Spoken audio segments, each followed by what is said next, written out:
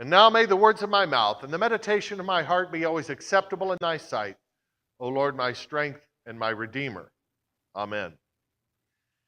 Toward the end of January of this year, an actor on a popular television show named Jussie Smollett claimed that he was viciously attacked by two men in Chicago.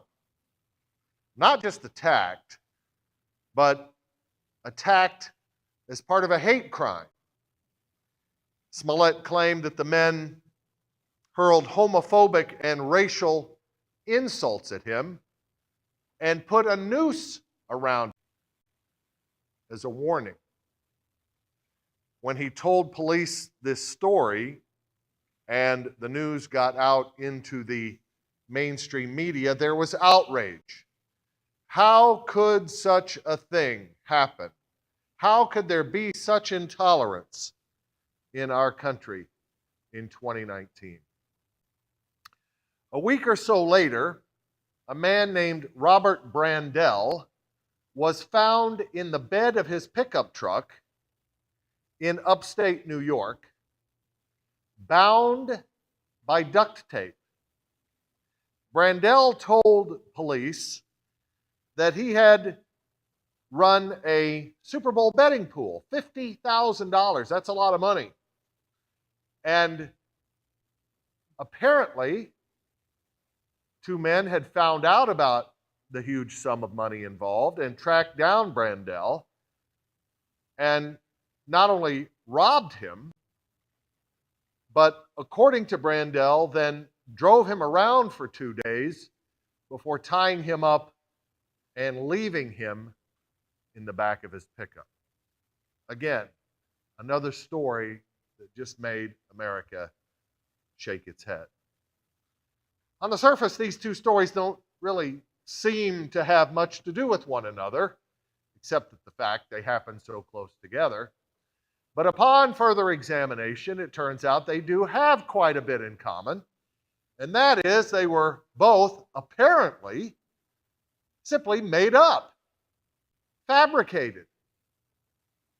Jussie Smollett now faces 16 counts from a grand jury in Chicago of lying to police and staging the entire attack so that he could get a bigger raise from his television employers. And Brandel has been accused of faking his own kidnapping because he rigged the Super Bowl pool, never intended to pay the money out, and when someone actually won it, he was short on cash and he needed an excuse. We look at these stories, which are becoming more and more and more common, and it fills us with doubt. What is it that's true anymore? We hear these stories, we read about them, they get reported. Can we believe them? Can we believe anything we read or see anymore? Even with our own eyes in some cases. We are filled now with doubt about such stories and about our lives. Fake news has become all the rage in our country. So what can we believe? What is true? And how do we move past having so much doubt?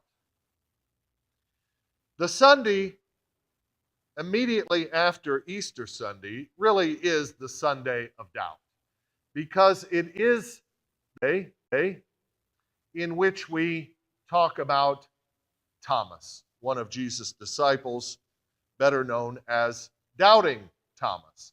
For it was Thomas who was not with the other disciples when Jesus appeared the first time.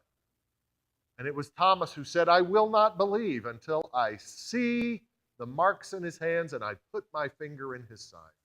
I will not believe. So when Jesus appeared and Thomas saw him, it was only then that Thomas was able to believe. Only then that Thomas was able to get past his doubt. And for that, and forevermore, he has come to be known as Doubting Thomas, which really isn't fair. Really isn't fair. Poor Doubting Thomas. Of all the things to be known for, he was with Jesus, remember, all the time. And in other events, he was quite faithful. In John chapter 11, there's the story of the death of Lazarus. Jesus raises Lazarus from the dead. And after this event occurs, Jesus basically tells his disciples, "Come now, it's time for me to go to Jerusalem." And that's when Thomas says to the others, "Let us go with him, that we may die also." That doesn't sound like a doubting person. That doesn't sound like a person with no faith. And truth be told, Thomas really does get a bad reputation because, honestly, everybody has doubt. Everybody has doubt, including Jesus' disciples. Jesus was constantly having to tell his disciples, "Where is your faith? I've been with you guys all this time. You've seen all the miracles. You've seen the things I've done. You've heard the things I've said, and you still don't get it. You don't believe." Peter, for example, in Matthew chapter 14, the incident where Jesus is walking on the water and Peter sees him and says, "Lord, if it's you, bid me come to you." And Jesus says, "It is me." So Peter runs out there, headlong. But then all of a sudden, what happens? Doubt creeps in. He's thinking, "I'm walking on water. I shouldn't be able to do this." And he starts to sink. And he reaches out for Jesus. And Jesus catches him and saves him and says, "Oh, you of little faith, why did you doubt?" In a similar way, from John chapter 14, when Jesus is talking about himself as the way, the truth, and the life, the only way to the Father, Philip says, "Show us the Father, Jesus, so that we may know him." And Jesus turns to Philip and says, "Philip, have I been with you all this time and you still don't get it?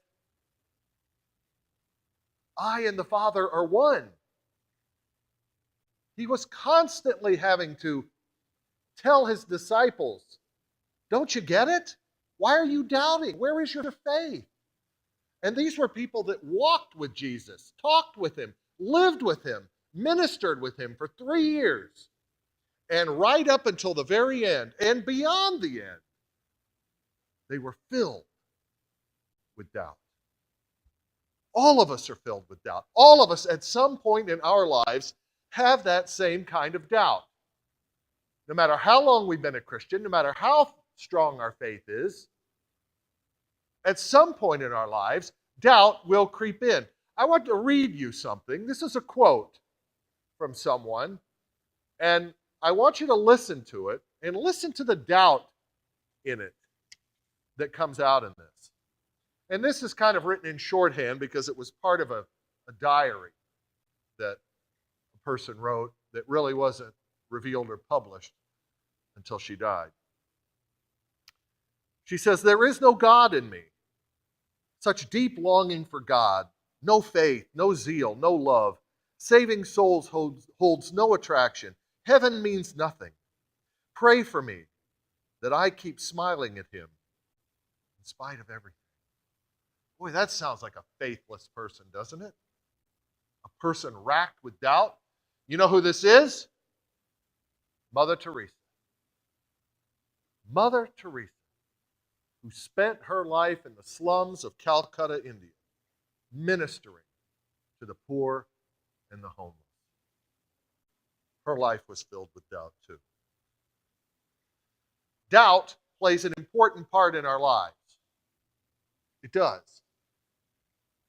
Because it can either drive us away from God or bring us back to him. It can either push us farther away because the doubt overwhelms us, or it could help our faith in God grow even stronger. And I think the difference there is the difference between emotion and will.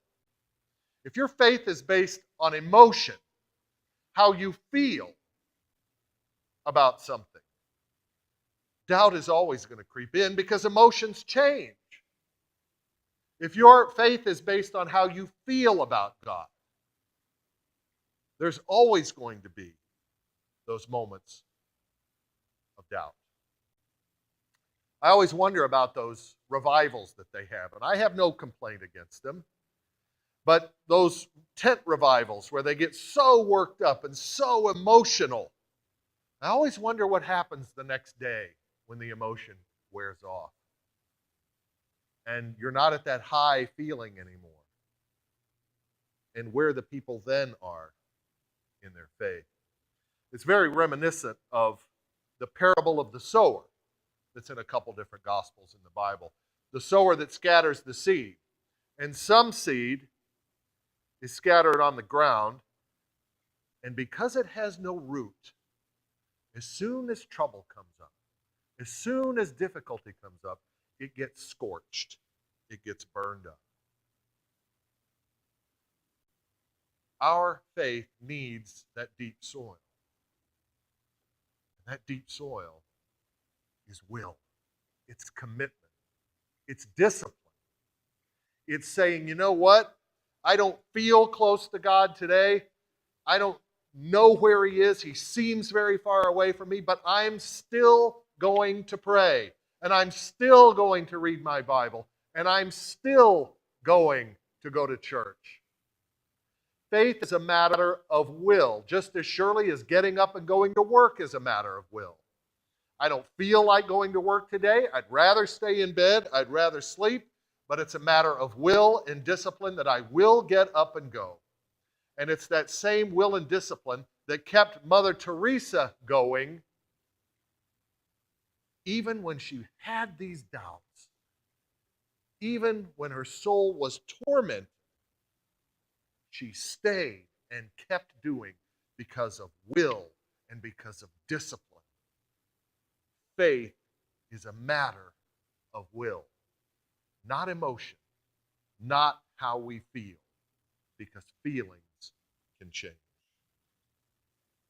I think the best way to describe our doubt is the story in Mark chapter 9 about the father who brought his son to Jesus for healing. Disciples couldn't heal him. Doctors couldn't heal him. The man's desperate. And Jesus knows his desperation and senses it. And says, "Oh, ye of little faith, you faithless and perverse generation, how much longer will I put up with you?" And the father of the boy says, "I believe. Help my unbelief." What a great statement. What a great statement for us to remember on this Sunday of doubt. As we think about doubting Thomas and we think about the doubt in our own lives, how true it is. I believe. Help my unbelief. God, I believe, but help me, because faith comes from you. Give me faith. Increase my faith. Strengthen my faith. And drive away the doubt, that I might fully and wholly embrace you and your love in Jesus. Amen.